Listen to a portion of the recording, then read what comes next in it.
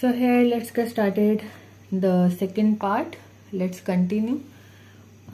He was married twice with his second wife, the former Miriam Cortes. He raised a son and a daughter. Said's first book, Joseph Conrad and the Fiction of Autobiography, published by Harvard University Press in 1966, dealt with an author to whom he felt a kinship, Polish by birth, traveled the world and learned English later in life.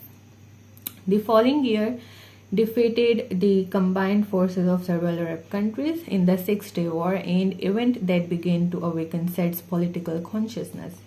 He wrote a book called Beginnings, Intention and Method, about literary creativity, but he was at work on a larger project that broke new ground in literary studies.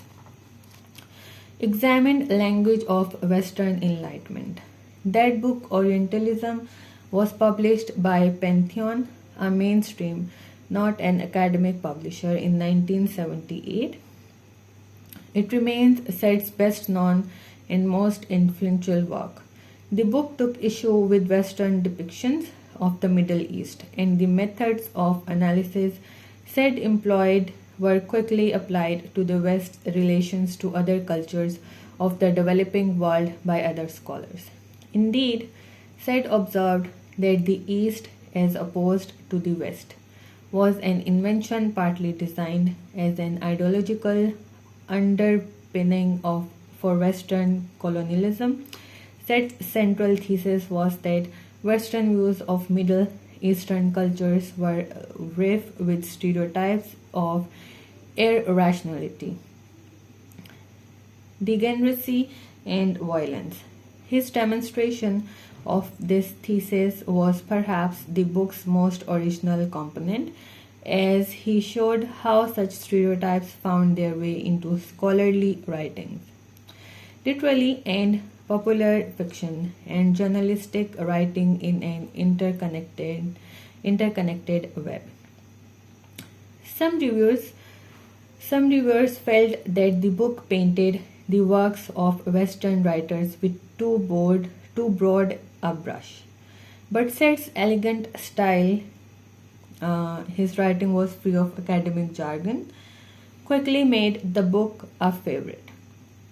Said's work opened up numerous new avenues for investigations of Western representations of other cultures, and the indigenous responses to such representations is so-called post-colonial literature.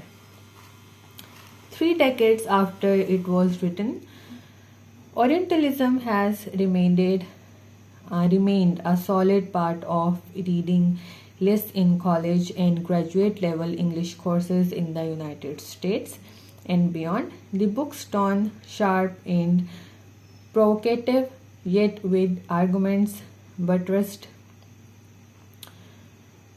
by an obvious knowledge, have made it ideal for educational uses.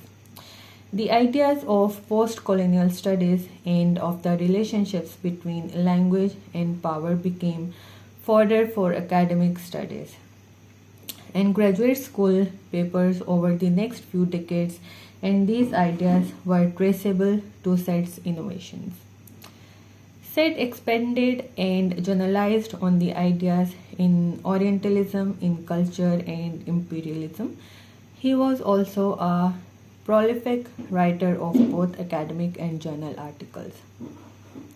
And bits and pieces of his ideas on Western culture emerged in such writings as his introduction to a new edition of Rudyard Kipling's Kim, and in several collections of writings by others that he edited in the 1980s. However, Said became equally well known for purely political writings and public appearances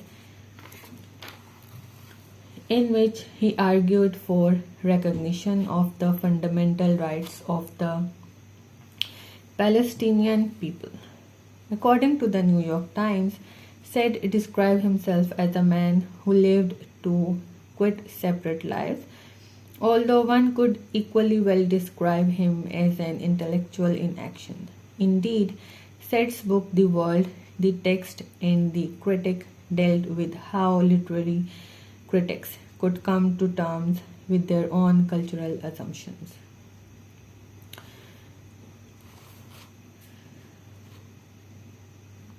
In 1977, Said became a member of the Palestinian National Council. In 1988, he was sent by Arafat to negotiate on the Palestinians' behalf with US Secretary of State George Shultz.